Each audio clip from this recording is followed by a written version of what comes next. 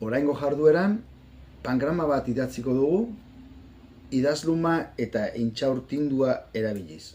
Eranskinetan, ingelesez idatzia dagoen pangrama baten adibidea duzue. 0 txantiloia duktusarena, jarri ezazu beti zure aurrean.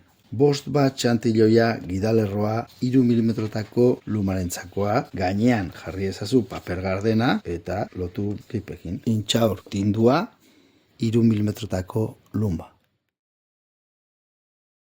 Gidalerroaren txantiloian ikusi dezakezu nola kaligrafia italikoa egiteko idazkera angelua beti 45 gradutakoa den. Zer esan nahi dugu honekin? Idazluma beti angelu horretan hartuko dugula. Beti 45 gradutako angeluarekin heltzen badiogu, jeisterakoan lerroak lodiak izango dira, igotzen duguna lerroak meagoak, lodi, me. Eta era honetan lortuko dugu lerroaren modulazio hori.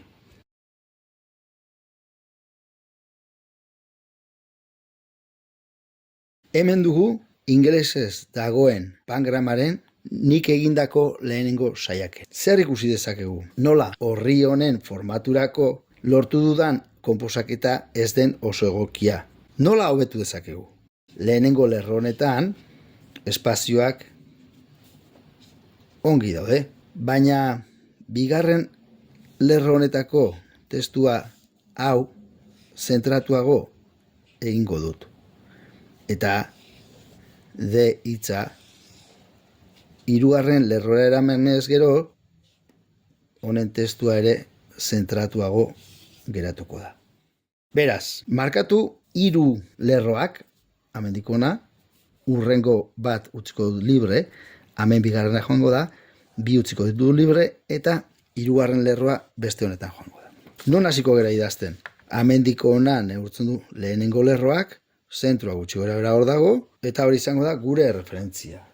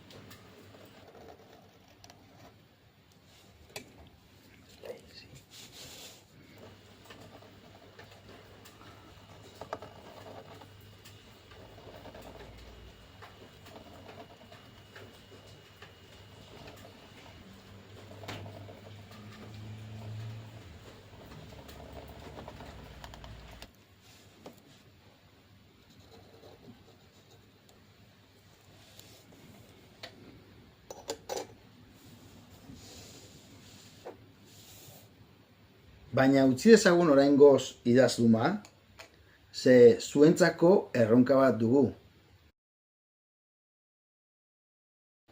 Euskerazko pangrama bat asmatzea.